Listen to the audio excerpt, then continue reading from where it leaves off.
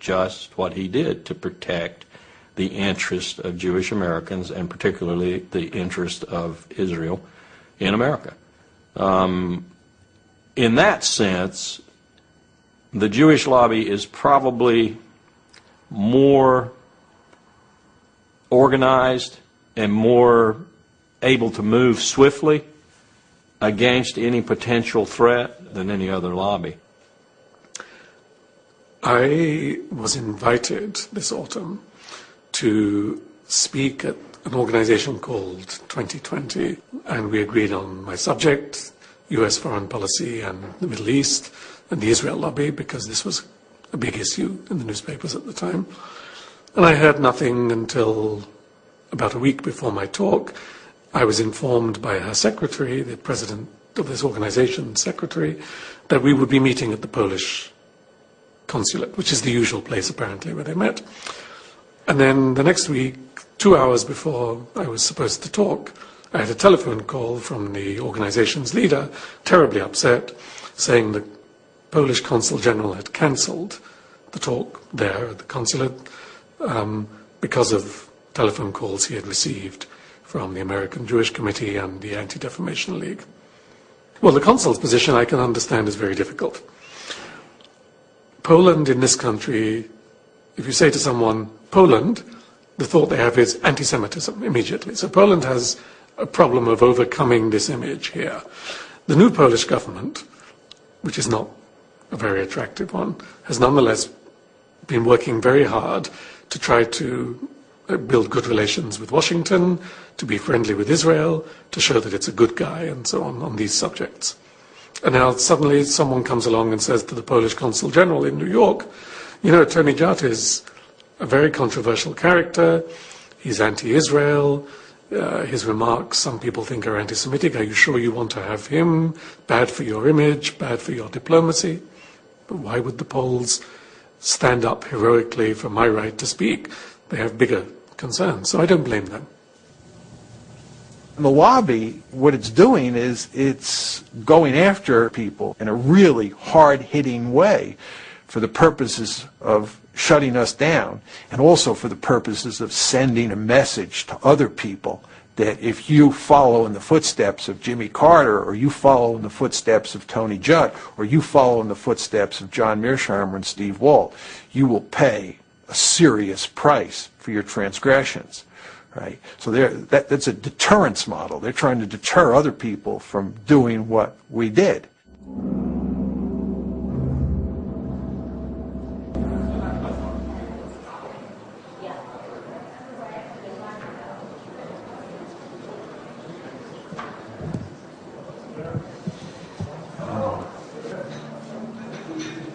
I was wondering if you can comment on the fact that in the press in the United States you are called an anti-Semite and demonizing the Jewish state concerning Human Rights Watch reporting in the Lebanon war.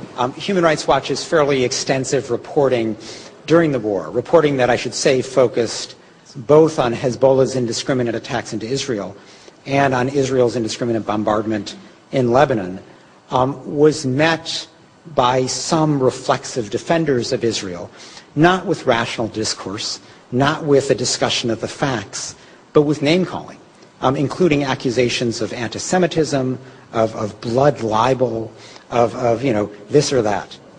We're used to being attacked by, say, the governments who we're criticizing. But in this case, the Israeli government was actually rather quiet. And indeed, we had what you might call a reasonable dialogue with the Israeli government in the course of the war about what was happening in Lebanon. But it was the supporters of the Israeli government, principally in the United States, although to a limited extent in Israel, who came at us full force. And that was unusual, because we rarely encounter that kind of coordinated attack by ostensibly private individuals, people who had no official position with the Israeli government, but who had assumed for themselves the position of reflexively defending Israel, regardless of its conduct. It's going to be a big political fight. We'll be working in it. Thank you so much, and good luck to you, sir. Thank you. Does it matter that you are Jewish?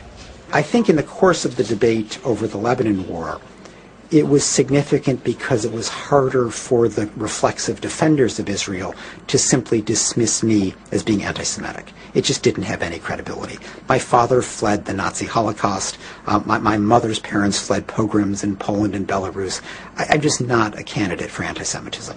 And while there is the old kind of tired line of self-hating Jew, it doesn't describe me either, and nobody even really bothers with that kind of criticism anymore. Why? Why? Why not just let ineffective people like me do our little talking? Here we have to come back to something else. It wasn't always like this. It began in the 70s. With the rise of identity politics in this country, where it became fashionable and eventually politically and economically normal for people to think of themselves as Black Americans, Italian Americans, Irish Americans. No one says, I'm a Jewish American. If someone says, you're a Jewish American, it has a slightly uncomfortable air to it. But they have to have an identity, the sense of the need to have the same kind of cultural identity as Italian Americans or Black Americans or Hispanic Americans have, has created in the American Jewish community two external identification tags. One is Israel, and the other is Auschwitz. So to speak, one in space and one in time. To be a Jew is to be moved by the memory of the Holocaust and to identify with Israel. Even if you have no personal connection with the Holocaust and you've never been to Israel, which is true for most of them. The result is that they are extraordinarily sensitive, politically and personally. It's not an invented political thing. People feel this. To any suggestion that there is criticism of Israel or forgetting of the Holocaust, because it touches the core identity of American Jews.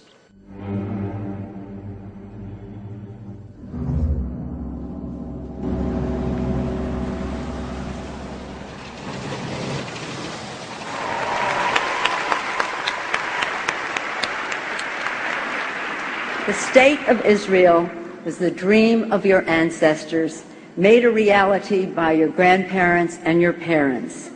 Every year, AIPAC has a conference where they bring in their supporters from around the country. They meet in Washington, a very powerful group that attempts to affect legislation and other aspects of U.S. policy on the Mideast. And it's sort of a gala affair. There's a Hollywood element where they produce these videos that show, they get people all mobilized and roused, sort of a pep rally atmosphere, and they get an extraordinary number of high officials to come. America and Israel share an unbreakable bond. AIPAC is one of the reasons why. All of us share a fundamental belief that the freedom and security of Israel are a vital interest of the United States of America. We need you now more than ever.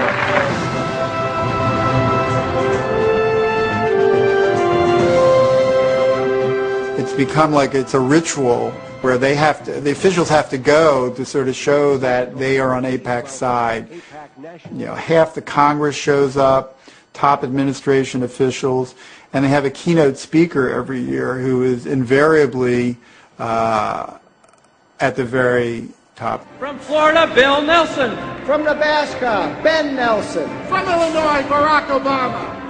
From Arkansas, Mark Ryan. Can we have a picture first, please? Wait. I think I might have blinked on that one. From South Carolina, Joe Wilson. From California, Lynn Woolsey. From Oregon, David Wu. From Maryland, Albert Wynn. From Kentucky, John Yarmouth. And I also want to mention former member of Congress. AIPAC does an excellent job of constantly testing the loyalty of people in Congress to their cause. And so there's a constant stream of resolutions that get proposed on the Mideast, expressing support for Israel about something it's done, or sympathy with victims of a suicide